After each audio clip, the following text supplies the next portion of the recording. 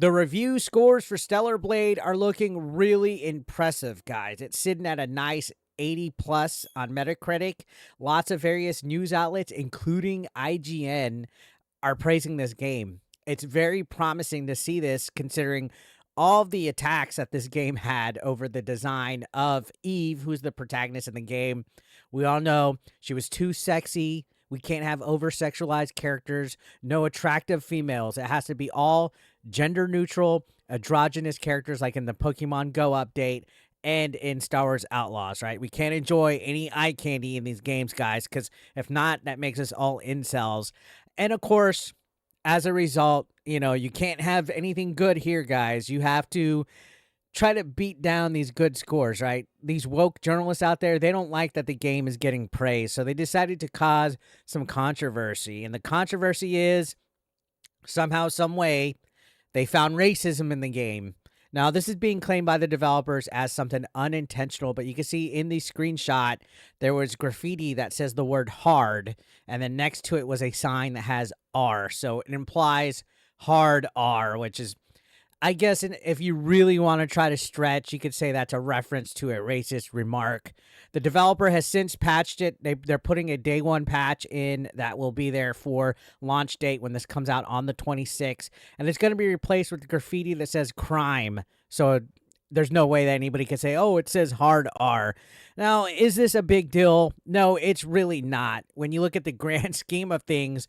But we all know exactly why they did this. They did this because of this game is scoring great. They did it because it's getting these 80s, these 90s, these 9s out of 10, these 7 out of 10s. It's sitting pretty on Metacritic. And if the game doesn't fulfill any kind of agendas or any political commentary, they're going to trash it. They're going to hold it down. You saw last year with Hogwarts Legacy how that game was just completely buried. It didn't even get acknowledged for the Game of the Year awards. It got snubbed completely. Wasn't even nominated in anything, not even in the fan voting, which was kind of awkward. But that's the thing with these people in the gaming industry, these people that are part of consultation firms like Sweet Baby Inc. and GamerX and these unhinged liberal journalists that just want these woke messages in the games.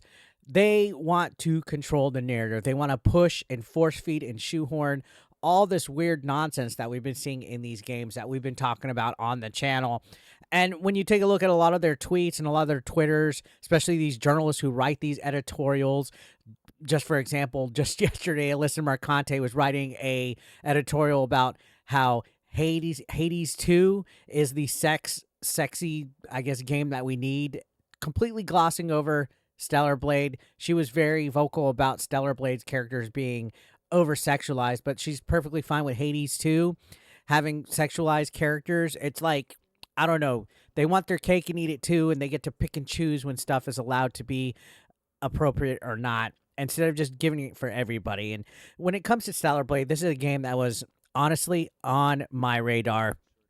Not because of the obvious attractiveness with the protagonist, but because it seems like overall it's going to be a really well-done game, and it's exciting. I checked out the demo not too long ago, and I was like, all right, this is something that's up my sleeve. I hope it's good. I hope it's as good. And seeing these review scores is extremely positive for me. It's a big green flag, and I like it. And again, you see all the positivity coming out when the critic review scores are coming out. They have to find some way to slow it down or try to interrupt the process. And that's exactly what's going on when you see this story with the hard R controversy. Like, if you really want to sit down and think about it, this is nitpicking at this point. This is finding something like Jesus toast, where you think you see Jesus on a piece of toast and you're like, oh, that's this. And this to me seems like it was a coincidence that the word hard was next to a sign that was an R. I don't think it was any kind of racist Easter egg that the developers meant to do. If you really think about the studio that's behind this game, I don't think they're racist in any way. You can't say that this was straight white men doing it to be bigots or anything like that. It doesn't exactly have any kind of malicious intent when you really look at it. To me, it was just an unfortunate coincidence. And you can see Twitter's actually responding to it. A lot of people are just in the realm of thinking that this is ridiculous, that, of course, the woke journalists have to find something to complain about and raise a stink about, to the point where the developers had to go ahead and make a day one patch removing this from the game. All right, I'm not an advocate for racism. Let's get that right there before somebody says that I was fine with a racist reference, because this clearly wasn't a intentional racist reference at the game. Is it funny? I think this is a very funny situation that it happened to be like that. Like, that's something that you would see like in an episode of like South Park or something like that. Like some kind of funny reference in some kind of silly slapstick type of movie or TV show. But to be put in a game like this, no, I don't think this was any kind of purposeful thing like that. And it's, in a way, yeah, they bent the knee. The developer bent the knee to the woke mob, the mob that wanted to make a stink about it today. But it happens. They did do it swiftly, and it has been replaced. Twitter's actually kind of a little annoyed with it. If you take a look at some of these comments, people are making some pretty funny memes and pretty funny comments about it.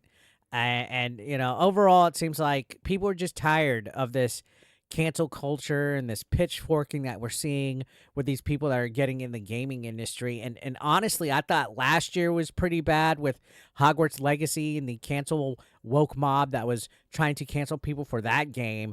But this year, it seems like there's something in every single video game that is offending people, that's pissing people off, that's making them go and change it. And again, like I always say, if you give people an inch, they take a mile. Who knows what other types of stuff they're going to have to change in Stellar Blade at this point. This was just the beginning. You know that they're nitpicking it. They're looking at it with a fine-tooth comb.